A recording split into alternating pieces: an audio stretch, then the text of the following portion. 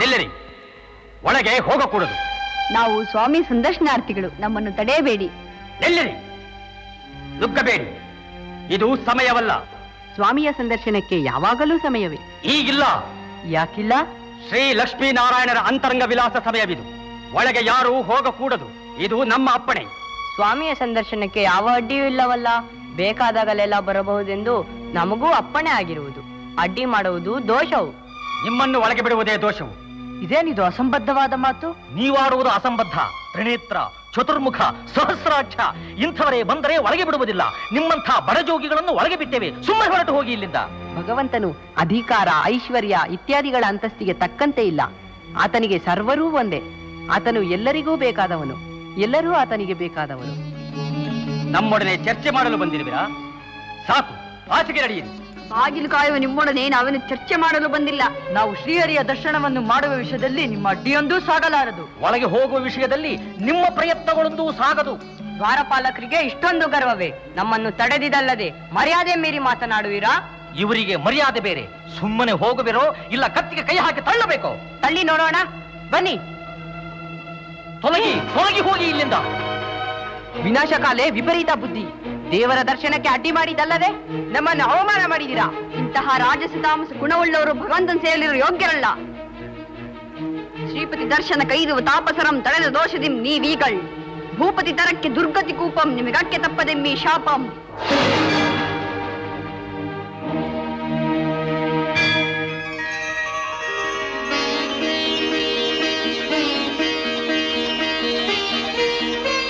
ನಾರಾಯಣ, ಜನಾರ್ದನ, ಲಕ್ಷ್ಮೀರಮಣ, ನಿನ್ನ ದರ್ಶನದಿಂದ ಧನ್ಯರಾದೆವು. ಪ್ರಭು ನಾರಾಯಣ, ನಮ್ಮನ್ನು ಕಾಪಾಡು ತಂದೆ, ಕಾಪಾಡು.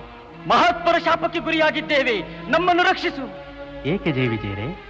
ಸಕಲವನ್ನೂ ಅರಿತ ನಿನಗೆ ನಾವೇನು ಅರಿಕೆ ಮಾಡಬೇಕಾಗಿದೆ ಪ್ರಭು?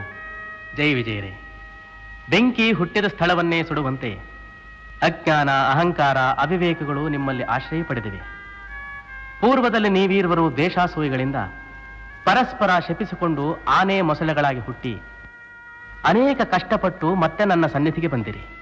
ಈಗ ಮಹಾಮೇಧಾವಿಗಳಾದ ಬ್ರಹ್ಮಮಾನಸ ಪುತ್ರರನ್ನೇ ಅಪಮಾನ ಮಾಡಿದ್ದೀರಿ. ಹೌದು ತಂದೆ, ನಮ್ಮದು ಮಹಾ ಅಪರಾಧ. ಯಾರೇ ಆಗಲಿ ಅಪರಾಧಕ್ಕೆ ತಕ್ಕ ಪ್ರಾಯಶ್ಚಿತ್ತವಾಗಲೇಬೇಕಲ್ಲವೇ? ಹೇಳಿ, ಭೂಲೋಕದಲ್ಲಿ ನನಗೆ ಮಿತ್ರರಾಗಿ 7 ಜನ್ಮಗಳನ್ನೆತ್ತಿ ನನ್ನ ಸನ್ನಿಧಿಗೆ ಬರುತ್ತೀರೋ, ಇಲ್ಲ ಶತ್ರುಗಳಾಗಿ 3 ಜನ್ಮಗಳನ್ನೆತ್ತಿ ನನ್ನ ಸನ್ನಿಧಿಗೆ ಬರುತ್ತೀರೋ? ಹೆಚ್ಚು ಕಾಲ ನಿನ್ನ ಸನ್ನಿಧಿಯನ್ನು ಬಿಟ್ಟು ಇರಲಾರೆವು ಪ್ರಭು. ಶತ್ರುಗಳಾದರೂ ಚಿಂತೆ ಇಲ್ಲ, 3 ಜನ್ಮಗಳೇ ಸಾಕು. ತಥಾಸ್ತು.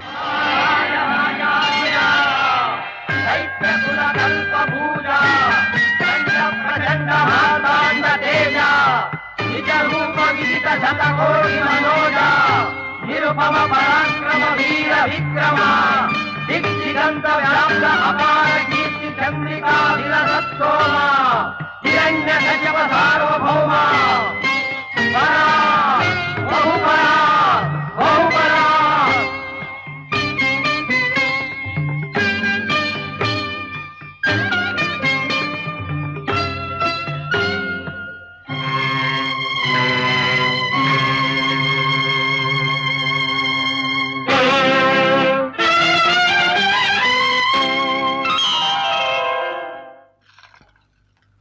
ಅಣ್ಣ, ನಿನ್ನ ಪ್ರತಾಪಕ್ಕೆ ಎದುರಿಲ್ಲ, ನಿನ್ನ ಸಾಹಸಕ್ಕೆ ಎಣೆ ಇಲ್ಲ, ನಿನ್ನ ವೈಭವಕ್ಕೆ ಸರಿ ಸಾಟಿ ಇಲ್ಲ. ಇಷ್ಟಿದ್ದರೂ ನನಗೆ ತೃಪ್ತಿ ಇಲ್ಲ. ಏಕೆ ಏಕೆ ಹಿರಣ್ಯಾಕ್ಷ? ಸಪ್ತ ಪಾತಾಳಗಳು ನಿನ್ನ ಪಾದದಡಿಯಲ್ಲಿರಬೇಕು. ಓಹೋ, ನಮ್ಮ ಪಾದದಡಿಯಲ್ಲಿ? 3 ಲೋಕಗಳು ನಿನ್ನ ಮುಷ್ಟಿಯಲ್ಲಿರಬೇಕು. ನಮ್ಮ ಮುಷ್ಟಿಯಲ್ಲಿ? ಹೌದು ಹೌದು. ಸುರಲೋಕವು ಸತ್ತು ಬಿದ್ದಿರಬೇಕು. ಆ ಸುರಲೋಕವೇ ಸತ್ತು ಬಿದ್ದಿರಬೇಕು. ದಿಕ್ಪಾಲಕರು ನಮ್ಮ ರಮನೆಯ ದ್ವಾರಪಾಲಕರಾಗಿರಬೇಕು. ನಮ್ಮ ರಮನೆಯ ದ್ವಾರಪಾಲಕರು? ಹೌದು ಹೌದು. ಅಷ್ಟೇ ಅಲ್ಲ, ಕಾಮಧೇನುವಿನ ಕಡೆ ಕಾಲು ಚಾಚಿ ಕಲ್ಪವೃಕ್ಷದಡಿ ಮಲಗಿರುವ ನಿನ್ನನ್ನು ಆ ಶಶಿಪತಿಯು ಹೆದರಿ ಪೂಜಿಸಬೇಕು. ಹೆದರಿ ಪೂಜಿಸಬೇಕು? ಹೆದರಿ ಪೂಜಿಸಬೇಕು? ಅಣ್ಣ, ಅಪ್ಪಣೆ ಕೊಡು. ನನ್ನ ಪ್ರಾಣವನ್ನಾದ್ರೂ ಬಲಿ ಕೊಟ್ಟು ಈ ಕಾರ್ಯವನ್ನು ಸಾಧಿಸುತ್ತೇನೆ. ಬೇಡ ಸಹೋದರ, ಬೇಡ. ನಿನ್ನ ಪ್ರಾಣಕ್ಕಿಂತ ಇದಾವುದೂ ನನಗೆ ಹೆಚ್ಚಲ್ಲ. ಅವೆಲ್ಲವೂ ತೃಣ ಸಮಾನ. ನೀನೊಬ್ಬನಿದ್ದರೆ ನನಗೆ ಸಾಕು. 3 ಲೋಕಗಳು ಇದ್ದ ಹಾಗೆ. ಅಣ್ಣ, ನನ್ನ ಪರಾಕ್ರಮದಲ್ಲಿ ಶಂಕೆಯೇ. ಸೃಷ್ಟಿಯ ಯಾವ ಮಹಾಶಕ್ತಿಯೇ ಎದುರಾಗಲಿ ಹುಟ್ಟಡಗಿಸುವ ದಿಟ್ಟತನವಿದೆ ನನ್ನಲ್ಲಿ. ನಾನದರ ಬಲ್ಲೆ ಸಹೋದರ, ಬಲ್ಲೆ. ಉಗ್ರನಾದರೆ ಪ್ರಳಯ ರುದ್ರನನ್ನೇ ನಡುಗಿಸಿ ಮೃತ್ಯು ದೇವತೆಗೆ ಮೃತ್ಯುವಾಗಿ ವಿಜೃಂಭಿಸಬಲ್ಲ ಈ ಹಿರಣ್ಯಾಕ್ಷ. ಉಕ್ಕುತ್ತಿರುವ ಉತ್ಸಾಹವನ್ನು ತಡೆಯಬೇಡ. ಕದನೋತ್ಸಾಹದಿಂದ ಕುಣಿತಿರುವ ಕೈಗಳಿಗೆ ನಿರಾಶೆ ಮಾಡಬೇಡ. ಅಪ್ಪಣೆ ಕೊಡಣ್ಣ. ಹೋಗಿ ಬಾ ಸಹೋದರ, ದಿಗ್ವಿಜಯಶಾಲಿಯಾಗಿ ಹಿಂತಿರುಗು.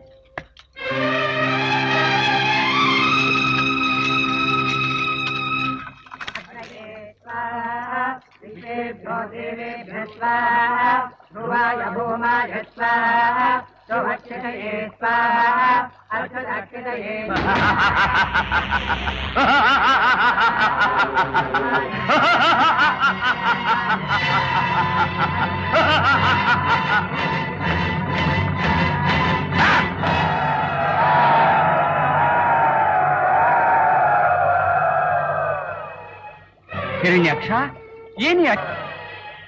ಹಿರಣ್ಯಾಕ್ಷ, ಏನಿ ಅಟ್ಟಹಾಸ, ಏಕೆ ಆಕ್ರೋಶ? ಕದನೋತ್ಸಾಹ. ವರ್ಣ, ನಾನು ನಿನ್ನೊಡನೆ ಹೋರಾಡಬೇಕು. ಏನು, ನೀನು ನನ್ನೊಡನೆ ಹೋರಾಡಬೇಕು? ಈ ಹುಚ್ಚು ಆಸೆ ಏಕೆ ದಾನವ? ಲೆಕ್ಕವಿಲ್ಲದಷ್ಟು ಅಶ್ವಮೇಧ ಯಾಗವನ್ನು ಮಾಡಿ ಅಜಯನೆಂಬ ಬಿರುದನ್ನು ಪಡೆದಿದ್ದಿ. ಅದಕ್ಕೆ ನನ್ನ ಎದುರಾಳಿಯಾಗಿ ನಿನ್ನನ್ನೇ ಆರಿಸಿದ್ದು. ಅದೆಲ್ಲ ಮುಗಿದು ಹೋದ ಕಥೆ. ಈಗ ನನ್ನಲ್ಲಿ ಯುದ್ಧೋತ್ಸಾಹವಿಲ್ಲ. ಅದನ್ನು ನಾನು ನಂಬುವುದಿಲ್ಲ. ಈಗ ನೀನು ನನ್ನೊಡನೆ ಹೋರಾಡುವಿಯೋ ಇಲ್ಲ ಈ ನನ್ನ ಗದೆಯಿಂದ? ಹಿರಣ್ಯಾಕ್ಷ, ಏನಿ ಉದ್ದಟತನ? ನಿನಗೆ ಯುದ್ಧ ಮಾಡಬೇಕೆನ್ನುವ ಹಠವಿದ್ದರೆ ನಿನಗೆ ಸರಿಸಮನಾದ ವೀರರೊಡನೆ ಹೋರಾಡು. ನನಗೆ ಸರಿಸಮನಾದ ವೀರ ಯಾವನು? ನಾರಾಯಣ. ನಾರಾಯಣ. ಆ ನಾರಾಯಣನನ್ನು ನಾನು ಎದುರಿಸುತ್ತೇನೆ. ಕಿಂಕರರೇ, ನೀವು ವರ್ಣಲೋಕವನ್ನು ಧ್ವಂಸ ಮಾಡಿ.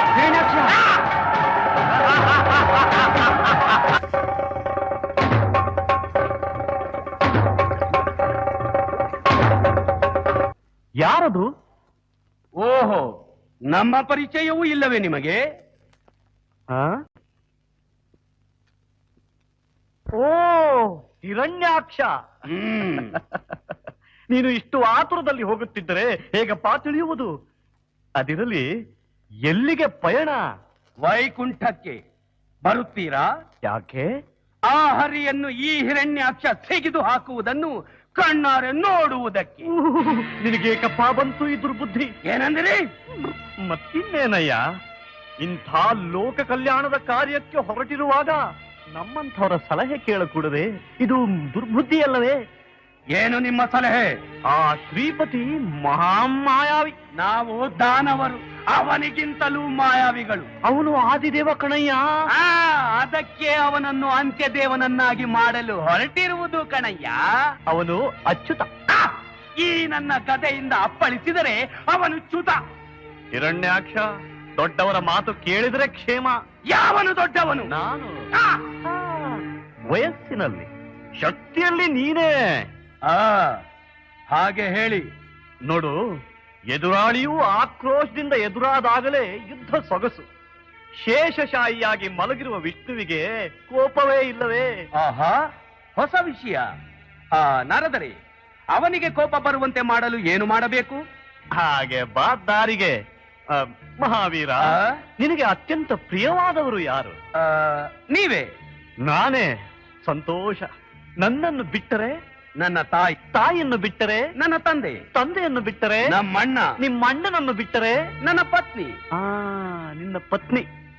ಒಂದು ವೇಳೆ ಯಾರಾದರೂ ನಿನ್ನ ಪತ್ನಿಯನ್ನು ಕೆಣಕಿದರೆ? ಯಾರವನು ಅಪ್ಪಳಿಸಿ ಬಿಡುತ್ತೇನೆ. ಇಲ್ಲಿ ಯಾರಯ್ಯ ಇದ್ದಾರೆ? ನಿನ್ನ ಪತ್ನಿಯನ್ನು ಕೆಣಕಿದರೆ ಅಂತ ಒಂದು ಮಾತಿಗೆ ಹೇಳದೆ ಅಷ್ಟೇ, ಯಾರು ಕೆಣಕಲಿಲ್ಲ. ನೋಡಿದ್ಯಾ, ನಿನಗದೆಷ್ಟು ಆಕ್ರೋಶ ಬಂತು. ಈಗ ನಾನು ಹೇಳುವುದು, ನೀನು ಆ ವಿಷ್ಣುವನ ಪತ್ನಿಯನ್ನು ಕೆಣಕಿದರೆ ಅವನಿಗೂ ಹೀಗೆ ರೋಷಾವೇಶ ಬಂದು ಆಗ ನಿಮ್ಮಿಬ್ಬರ ಕಾಳಗ.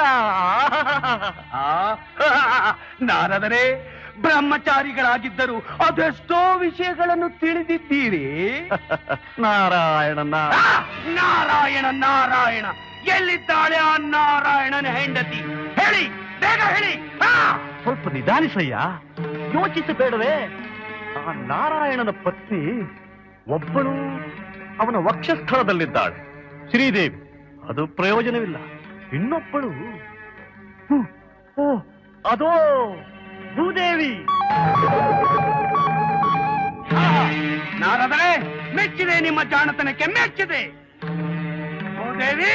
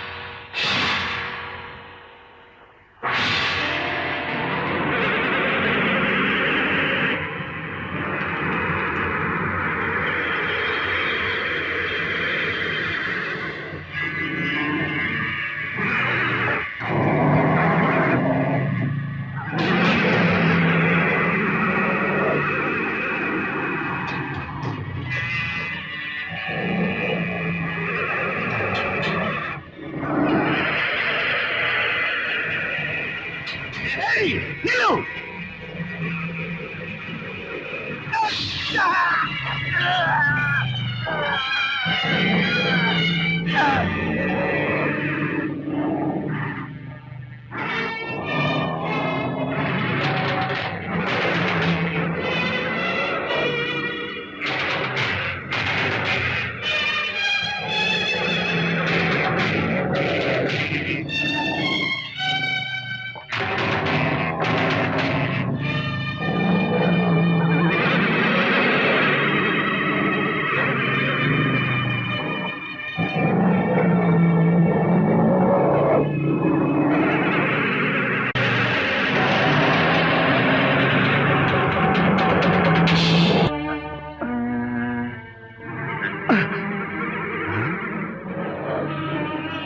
ನೀನೇನೋ ವಿಷ್ಣು, ನಿಜ ರೂಪವನ್ನು ಮರೆಸಿಕೊಂಡು ಹಂದಿಯಾಗಿ ಬಂದಿರುವಿಯಾ? ನಾಚಿಕೆ ಆಗುವುದಿಲ್ಲವೇ ನಿನಗೆ?